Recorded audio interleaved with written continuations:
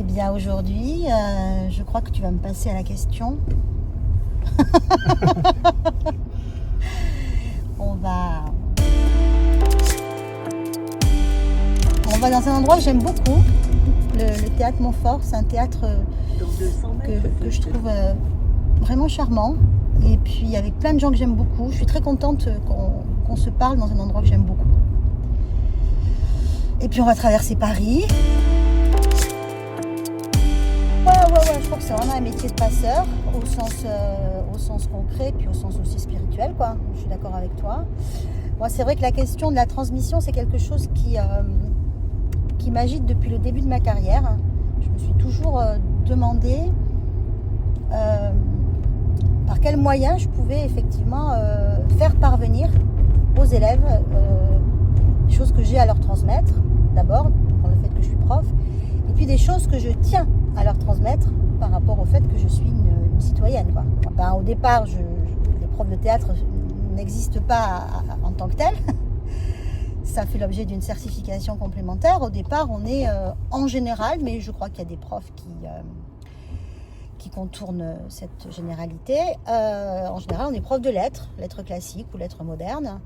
Et puis, pour des raisons qui nous appartiennent à chacun, on est amené à passer une certification complémentaire pour assortir notre enseignement littéraire d'une corde théâtrale, quoi. J'avais l'intuition qu'il fallait fixer les choses, qu'il fallait les institutionnaliser, ce qui ne voulait pas. Alors ça, je m'en suis bien occupée intellectuellement. Je craignais au départ que la certification annonce la mort du partenariat. J'avais très très peur qu'on nous dise que par le fait qu'on était devenu certifié théâtre, il ne serait plus question de faire appel à des artistes. C'était un peu la peur qu'on avait dans ces années-là. Pas du tout, au contraire. J'ai le sentiment qu'on s'est retrouvé face à des artistes avec un statut bien particulier qui avait été officialisé par cette espèce de concours. Et du coup, on était en présence d'un artiste qui lui-même était en présence d'un prof qui, forcément, était initié à la chose théâtrale. Si tu veux, moi, j'ai l'impression d'avoir toujours fait du théâtre. Dans ma pratique d'élève fan de littérature, qu'il manquait quelque chose dans l'enseignement de la littérature. J'ai eu cette intuition très très tôt, y compris en tant qu'élève. J'avais l'impression qu'effectivement, on enseignait des choses un peu mortes, quoi, dans cette façon de transmettre un texte et de le justifier uniquement par des repérages de procédés, des choses comme ça, enfin bref. Eh bien, j'avais déjà une pratique aussi de spectatrice. J'ai toujours adoré aller au théâtre. Pour moi, c'était vraiment l'équivalent du cirque, quoi. C'était la fête, donc j'ai toujours beaucoup aimé le théâtre. J'étais un prof qui n'avait pas besoin de parler de pédagogie. Ça ne m'intéresse pas, la pédagogie. Ce qui m'intéresse, tu viens de me le dire, tu viens de le comprendre aussi, c'est la relation. La pédagogie ne m'intéresse pas. Ce qui m'intéresse, c'est d'accéder à l'endroit de l'apprenant, pour jargonner un peu, où je sais que là, je vais pouvoir transmettre quelque chose.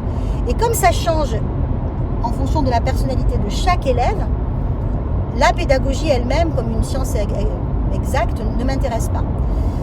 Donc j'ai eu affaire spontanément au tout début de ma carrière, entre 25 et 35 ans, quoi, à des gens qui avaient réfléchi à leur cursus scolaire, qui était en manquement, pour plein de raisons, erreur d'orientation, manque de motivation en formation initiale, abandon des études, retour aux études, etc.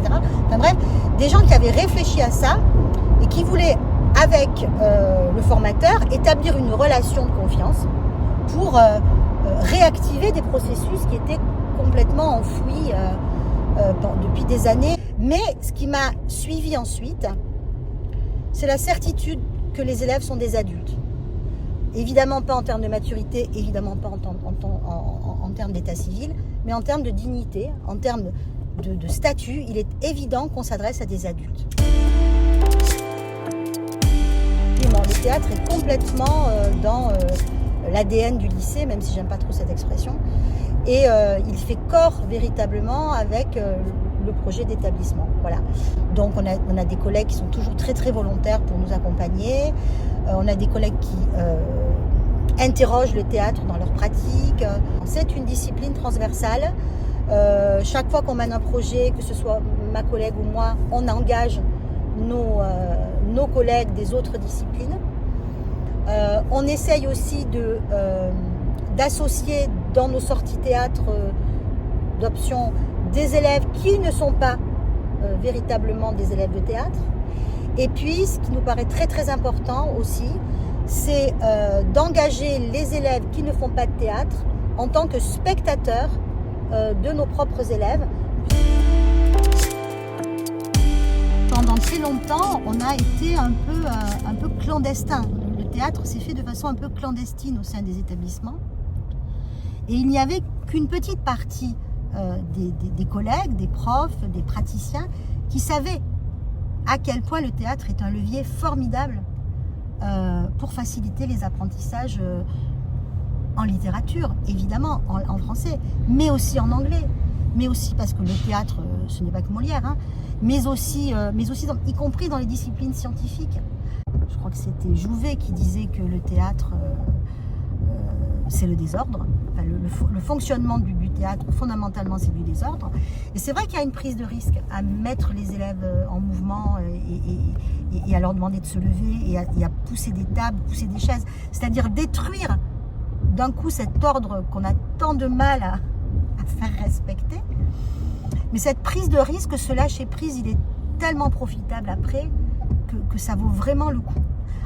Et moi, ça me paraît vital. Je crois que le théâtre, c'est un, comment dire, je crois que c'était Charvet qui disait que c'est un réanimateur de texte. Et je crois aussi que c'est un réanimateur d'élèves. Et je pense pouvoir dire que c'est un réanimateur de profs.